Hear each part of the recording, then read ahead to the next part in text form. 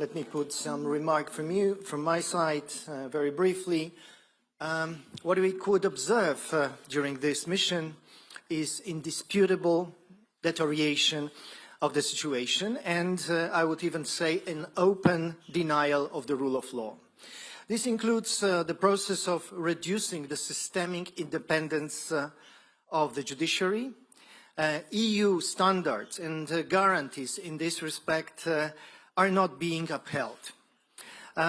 In addition, we are dealing with the government's intentional refusal to implement a huge number of key rulings of the European courts, especially those which are important from the point of view of the values described in Article 2 of the treaty.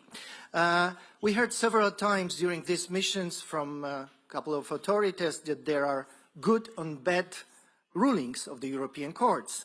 So the government is entitled to select those rulings or verdicts which are implemented and which are not implemented. And I would like to remind that there is a principle of sincere cooperation, which is also called a loyalty within the European Union, that requires the EU member states to facilitate the Union's task and to adopt all necessary measures to fulfill their obligations under the treaties, and to refrain from any actions that could jeopardize the realization of EU objectives.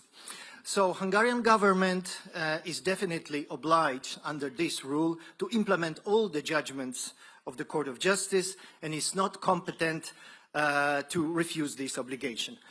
All of the violations which we observed are going to be precisely described in the report. And at the end, my very personal perception that I believe is shared also by the rest of the delegation. Unfortunately, on the number of meetings with the authorities, we experience very aggressive approach toward us and a rude behavior.